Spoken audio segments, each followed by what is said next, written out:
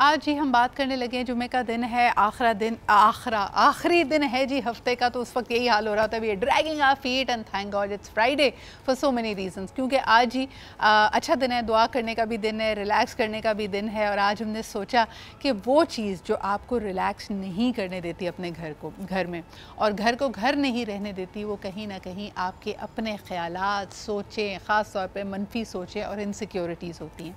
रिश्तों में इनसिक्योरिटीज़ कैसे क्रीपन करती है, कैसे डाउट आपकी ज़िंदगी में आ जाता है। एक ऐसा शख्स जिससे शायद आपने वादा ये किया होता है कि ज़िंदगी भर साथ निभाना है, साथ मिलकर चलेंगे, लेकिन आहिस्ता आहिस्ता क्या ऐसी बात होती है कि आपका उस पर जो एतमाद है वो कम होने लगता है।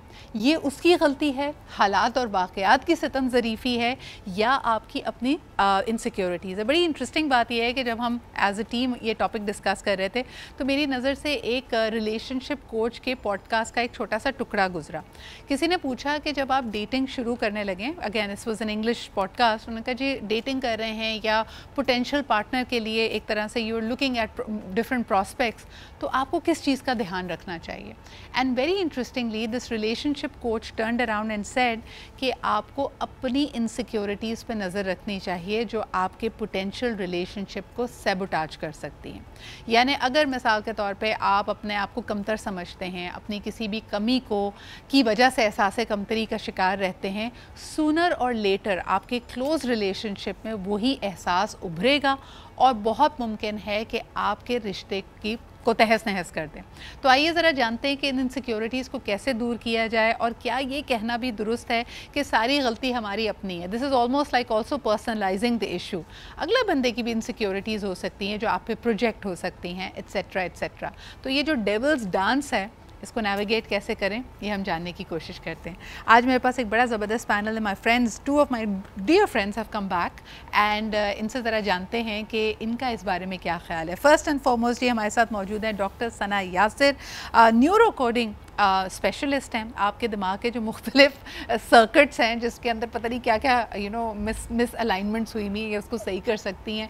और यकीनन ये कोई बहुत टीडियस लाइफ लॉन्ग जर्नी नहीं है। You can become aware of it and you can make the change come around very quickly. So thank you Sana for bringing this to Pakistan, and of course you're also an executive master coach. Thank you for being here.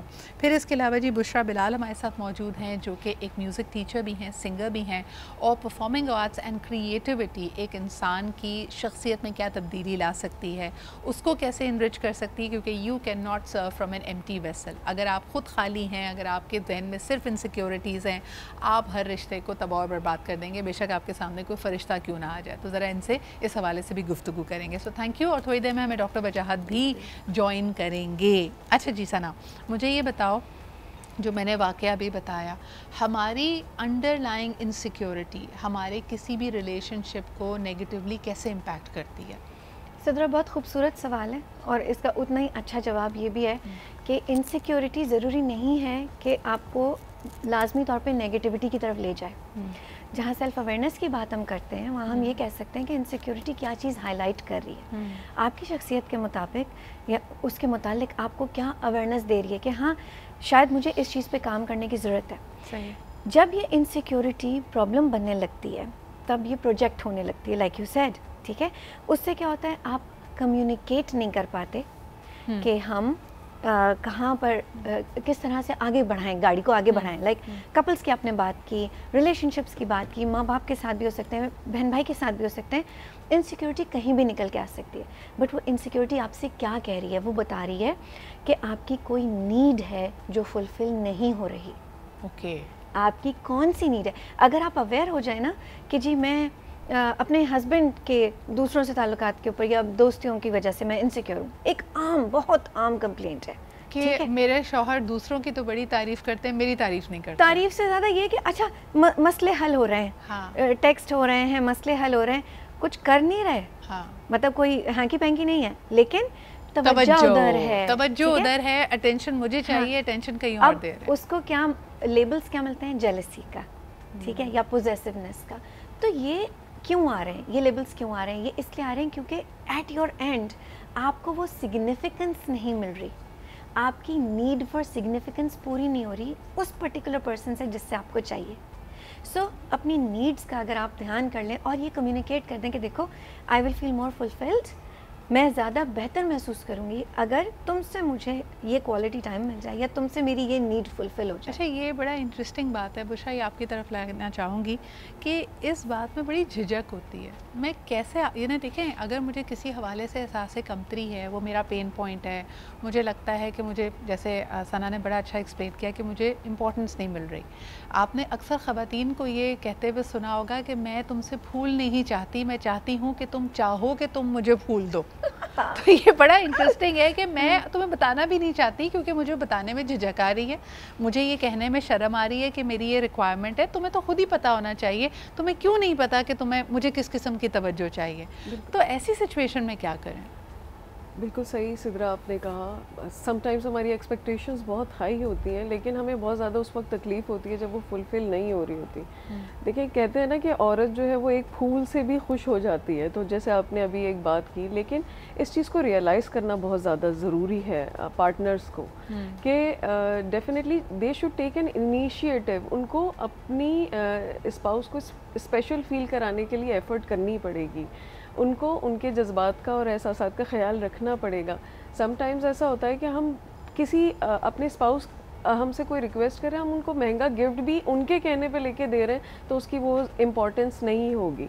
तो यहाँ पे बहुत ज़्यादा understand करने की ज़रूरत है कि आपका पार्टनर आपसे क्या चाहता है, दोनों को, इट्स वाइस वर्सा। यानी आप दोनों कह रहे हैं कि एक तरफ तो अपनी नीड्स के बारे में खुद अवेयर होने की ज़रूरत है और अगले बंदे को भी एफर्ट करनी चाहिए कि जी यहाँ पे अगर मिसाल के तौर पे लड़ाई गंदे बर्तनों पे हो रही है या फूल ना देने पे हो रही है या एनिवर्सरी भूल जाने पे हो रही है, तो अंडरलाइंग उसके चीज़ क्या है। मगर सना, अंडरलाइंग पे जब हम बात करते हैं, इकोनॉमिक्स में हमें पढ़ाया जाता है डिमिनिशिंग मार्जिनल यूटिलिटी।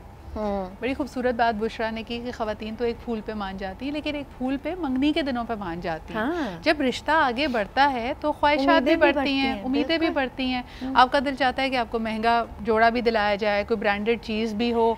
कुछ लोग अभी भी मेरे ख्याल में वो अनमेट नीड उनकी वही होती है कि महंगा जोड़ा भी मिल रहा है तब भी नहीं, तुमने मुझे फूल नहीं दिया। सिद्रा, ऐसा क्यों होता है? ऐसा इसलिए होता है क्योंकि हम लव लैंग्वेज को सीखने की कोशिश नहीं करते। देखिए, ज़रूरी नहीं है कि गिफ्टिंग ही एक लव लैंग्वेज हो।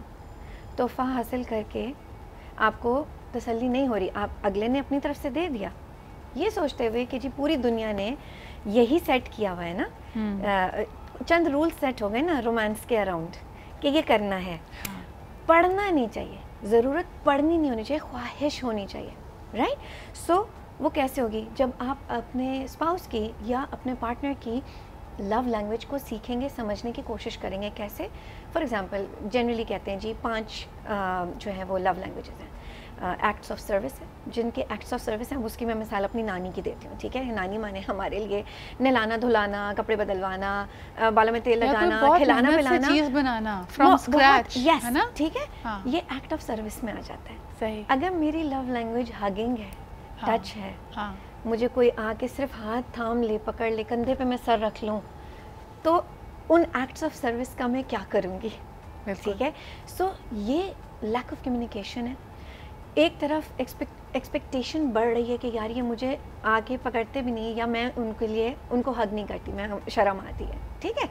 और दूसरी तरफ जो है वो बंदा करे चला जा रहा है, ATM मशीन बने चला जा रहा है, ठीक है। या खातून है, उन्होंने कमाना शुरू किया, उन्होंने गिफ्ट्स करना शुरू किए, अपनी लव लैंग्वेज उन्होंने इस तरह बताई।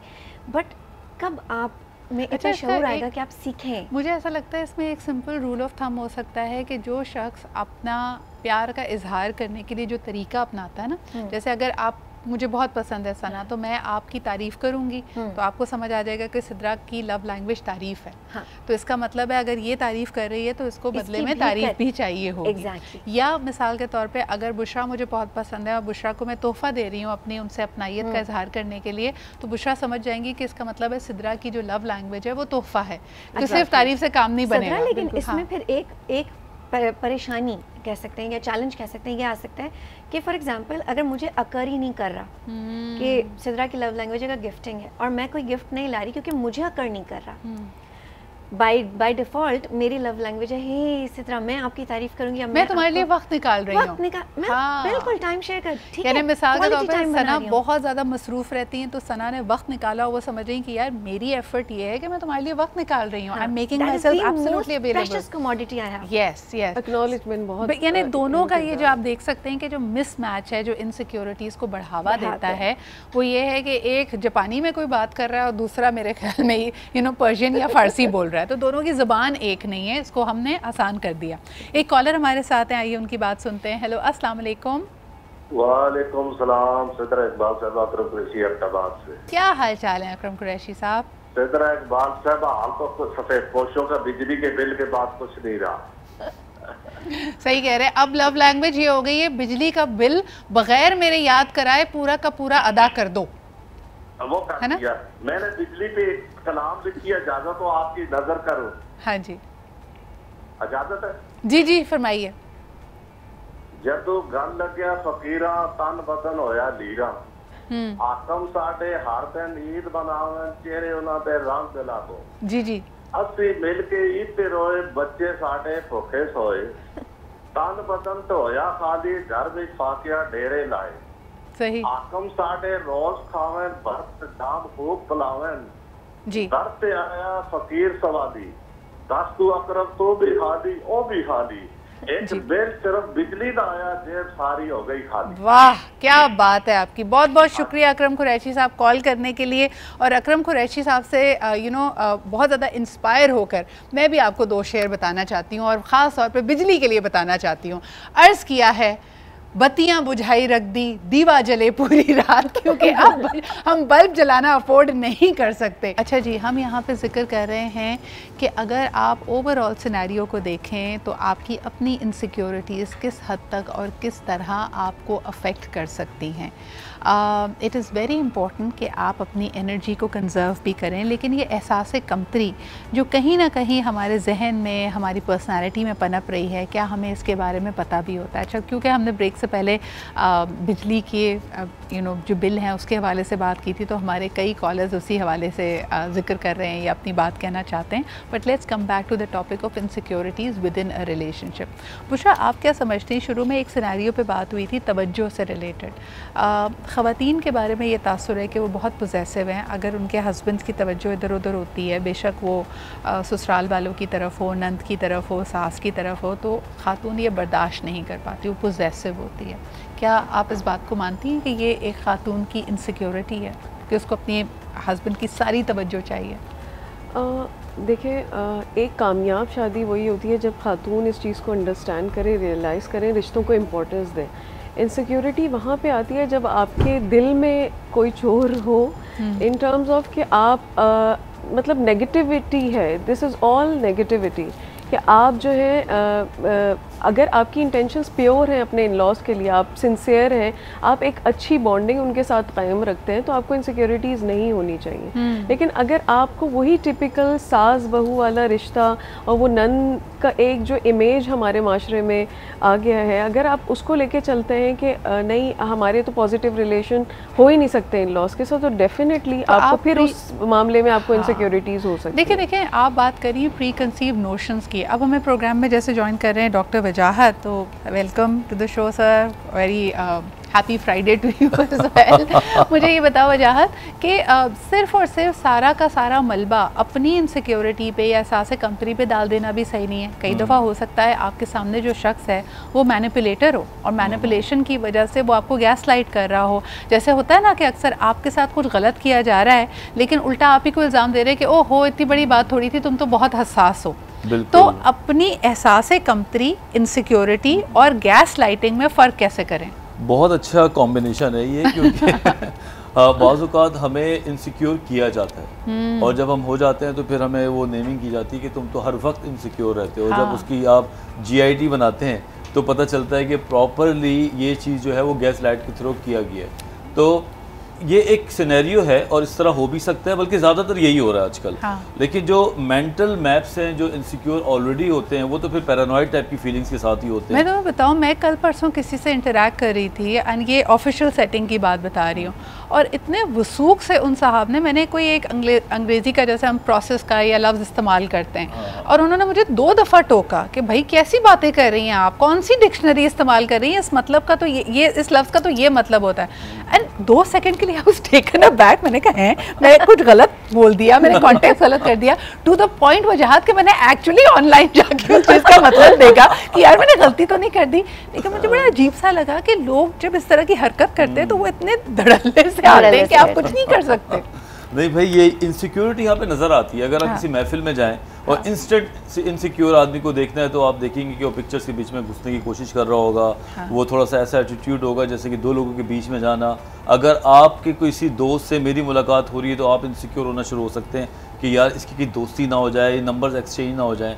तो ये चीज़ें तो आपको वहीं पे नज़र आ जाती हैं। इसके लिए आपको बहुत बड़ी की कहानी की ज़रूरत नहीं होती, और ये चीज़ें ज़्यादा हैं इन रेदर देन कि आपकी फैमिली में सिक्योरिटी, क्योंकि वो बड़ी सब्जेक्टिव हो जाती है। लेकिन दावतों में इस तरह की अगर कोई बात कर रहा है तो आप उसका पता कराएं, आप खुद ऑनलाइन ना जाएं, बल्कि आप उसको देखें कि इसके मेंटल। अच्छा, एक बड़ी इंटरेस्टिंग चीज़ है, किसी ने कहा कि अगर आप किसी को पर्सनली जानने की कोशिश कर रहे हैं, चाहे वो दोस्ती के सिनेरियो में है, कॉलीग है, या फिर अगर आपका इरादा उनसे शादी करने का, ज़िंदगी साथ गुजारने का है, तो कहते हैं 3 महीने से ज़्यादा कोई प्रिटेंड नहीं कर सकता। जो असलियत है, जो आपके अंदर का हाल है, वो किसी ना किसी तरह बाहर आ जाएगा। लेकिन सना, यहाँ तो 3-3 साल की मंगनियाँ चल रही हैं, और उसके बावजूद हमें समझ नहीं आ रहा कि अगला शख्स कितना शक्की हो सकता है, कितना वकील है, कितना कंजूस है। लोग कहते हैं जी शादी के बाद ही पता चला। तो ये 3 साल तक हम कौन से ब्लाइंडर्स लगा के घूम रहे थे? हम अगेन वही बात आ जाती है कि क्योंकि हमें कोई सिखाता नहीं कि आपने सवाल क्या करना है, कोई ये सिखाता नहीं कि आपने अपनी नीड्स को कम्युनिकेट कैसे करना है। जो बात बिहेवियर की अभी हो रही थी कि लोगों का बिहेवियर तो दिख जाता है, बट जो थॉट प्रोसेस उनका चल रहा है वो नहीं दिखता। हम टिप ऑफ द आइसबर्ग पे किसी को जज कर लेते हैं, उसके आइसबर्ग के नीचे जो हो रहा है, जो एक्चुअल पुलंदा है ना उनका, वो हम नहीं देखते। तो वो कैसे देखेंगे जब आप अगेन अपने अंदर झांकें, गौर करें। इनसिक्योर का लफ्ज़ इस्तेमाल होना शायद नेगेटिव होता है, हम अपने लिए इस्तेमाल भी नहीं करना चाहते, ठीक है, लेकिन वो एहसास कहीं दिन में ठहर जाता है, दिमाग में ठहरता है कि हाँ ऐसा हुआ था, and I like you said I was taken aback. So yes, in that moment the first thing you did was recheck and reassure yourself. Not many people do that. आप बिल्कुल जिस तरह गेस्ट के साथ आप थोड़ी देर के लिए बिहेव करते हैं, अच्छा आप साल 2 साल 3 साल you are trying to be at your best behaviour, but pretentious नहीं होना चाहिए।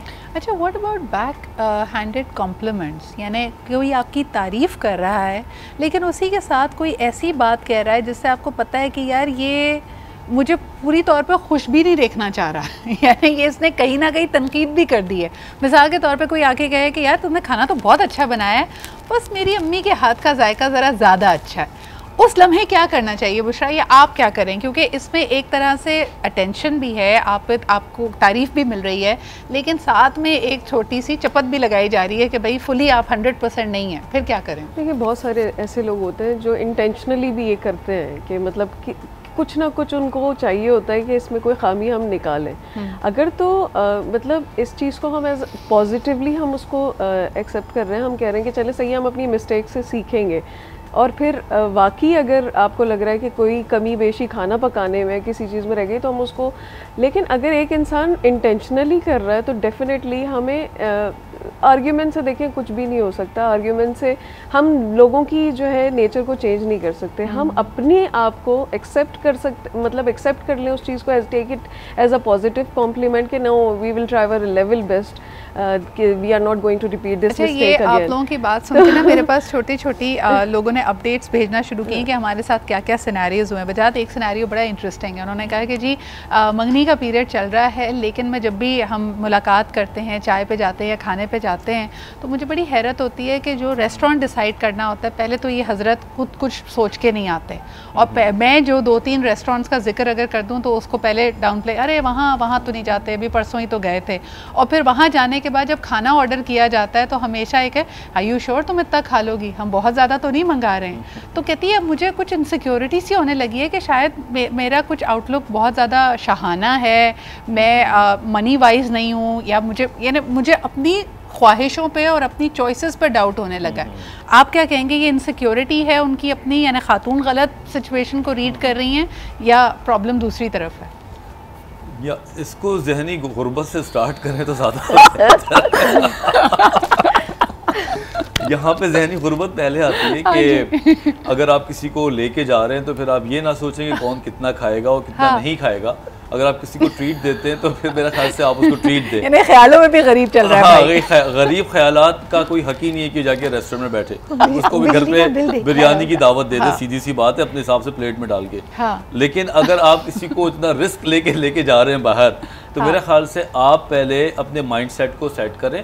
और अगर आप सामने वाला जो मंगेतर है बेचारी, वो जो परेशान है, वो इतनी परेशान होने की जरूरत नहीं है। वो पहले घर से मैसेज पे डिसाइड कर ले कि भाई तुम कौन सा रेस्टोरेंट लेके जा रहे हो, और हमें पहले बता दो ताकि मैं अपने तौर पर पहले से रेडी हो जाऊं। क्योंकि इट्स वेरी कॉमन, कभी कभी हम लोग के साथ भी होता है, मैं और मेरी वाइफ जा रहे होते हैं, हम गाड़ी में सोचते रहते हैं कहाँ जाएं, ये वो। अच्छा, वंस इन अ व्हाइल सही है, लेकिन वही वाली बात कि अगर पैटर्न बन रहा है और आपको लग रहा है कि आपको अपना हर दफा दिल मारना पड़ रहा है, और जो मुलाकात आपको खुशी देनी चाहिए वो टेंशन दे रही है, then something has to be looked into।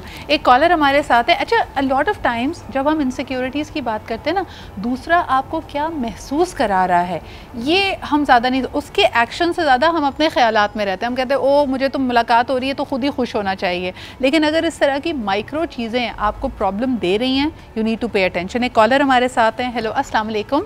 वालेकुम सलाम, good morning Sidra Iqbal. Good morning, क्या हाल चाल है आपके? असल में देखिए 10 मिनट इंतजार करने के बाद मैं भी बड़ा इनसिक्योर फील कर रहा हूँ। ऐसा ना करें जी, बताइए क्या कहेंगे? देखिए पहले तो सबको सलाम, वजाद पे स्पेशली सलाम हो।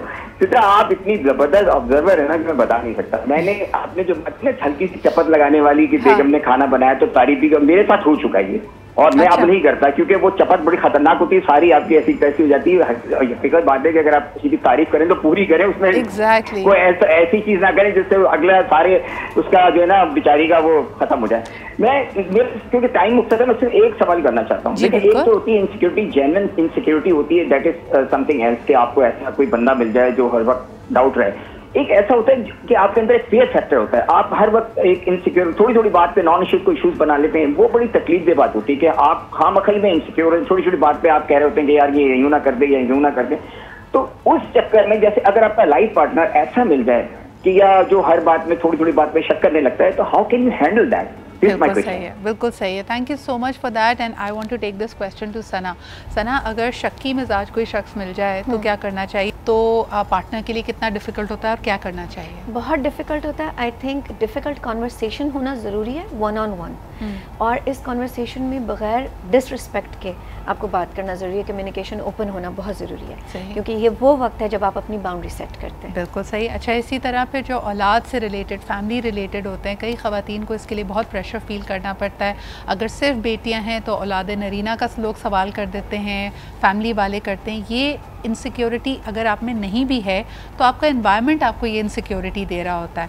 And Bushra, you were very brave enough to share your experience as well कि माशाल्लाह you had 2 daughters and very recently you had a son as well. तो जब तक आपका बेटा नहीं था आपको भी इस तरह के सवालात का सामना करना पड़ा होगा? बिल्कुल, मुझे ऐसे कमेंट्स सुनने को मिलते थे कि 2 के बाद क्यों फुल स्टॉप है, क्यों नहीं आगे फैमिली बढ़ रही। तो definitely we are not suppose to give answers to everyone, why we should. और आप इस तरह की तकलीफ दे कमेंट्स को डील कैसे करती थी? Very painful, it is very painful, लेकिन मैं उनको हंस के जो है वो टाल देती थी, क्योंकि definitely we can not do the arguments with such kind of people. लेकिन बस अल्हम्दुलिल्लाह I am blessed with the baby boy after 11 years, but वो 11 years में what had been the reasons I can not tell them that why there is a huge difference between, but अल्हम्दुलिल्लाह I love my daughters. जो आपकी extended family थी जिन्होंने इस तरह के सवालात किए, क्या उनसे आपका रिश्ता या उनसे आपका तरीक़ेकार बदला? यानी थोड़ी सी तलखी तो महसूस की होगी, आपका दिल नहीं चाहता होगा ऐसे लोगों से बात करने को? देखिए डेफिनेटली आप अंदर से इतना हर्ट हो चुके होते हैं, तो भले आप ओपनली उस चीज़ को जाहिर ना करें, लेकिन अंदर से आपको एक फीलिंग्स ऐसी आती हैं, क्योंकि इंसान बहुत सेंसिटिव होता है। हमें ऐसी बात करनी ही नहीं चाहिए किसी के सामने। Even I am not talking about my self, बहुत सारी लेडीज़ में भी ऐसी बातें होनी नहीं चाहिए। क्या पता कि जिनके यहाँ औलाद नहीं है वो इस चीज़ को किस तरीके से फील करें, ये एक बहुत सेंसिटिव इशू है। Being a female it's a very sensitive issue. Absolutely. और नॉर्मल आपकी ज़िंदगी में लोग कमी ढूंढकर उसमें की वजह से आपको एहसास कमी का एहसास दिलाते हैं। अच्छा जी, एक और चीज़ जो मेरे ख्याल में ख़वातीन के लिए बहुत तकलीफ़ का बायस बनती है कि कोई जैसे कहते हैं ना आंटी मत कहो, यानी बढ़ती उम्र अनफॉर्चुनेटली ख़वातीन के लिए हमने कोई डरावना ख्वाब बना दी है। और अक्सर जब लाइफ में चेंजेस आते हैं वजह जैसे कोई खातून फैमिली बेस से गुजरती है, वज़न थोड़ा पुट ऑन कर दिया है, हमारे बड़ी कॉमन है इस तरह की बातें करना कि भाई शौहर को देखो वो तो लगता ही नहीं है एक बच्चे का बाप है, तुम तो इससे बड़ी लगने लगी हो। एंड यू सीड दैट, वो जो बीज हम बोते हैं उसके बाद खातून हर वक्त उसके एंटेना खड़े होते हैं कि अच्छा जी इसको तो कोई और मिल जाएगा, इसकी नज़र किसी और पे ना पड़ जाए, इसकी तवज्जो मुझसे ना हट जाए। ये जो इनसिक्योरिटी है इसके लिए क्या कहोगे उम्र और ख़वातीन? देखिए, उम्र तो हर उम्र का एक खूबसूरती अपनी है, अगर आप उसको समझ आ जाए तो आप बुढ़ापे तक एंजॉय कर सकते हैं। लेकिन हमारे ख़ानदान में ऐसी ख़वातीन या ऐसे मर्द, वो कहते हैं ना कि औरत भी औरत की दुश्मन है, यहाँ पे ये बड़ा फिट होता है मामला कि ख़ास तौर पे सास और नंदे ही ये बेगम को सिखा रही होती हैं, बता रही होती हैं कि तुम तो बूढ़ी हो रही हो और हमारा भाई तो अभी तक हैंडसम है, इसको तो कोई भी मिल जाए। या अपनी 2 पुरानी सहेलियों का नाम लेके बता भी देती हैं कि इनके भी रिश्ते आए हुए थे, उनको देखो आज तक।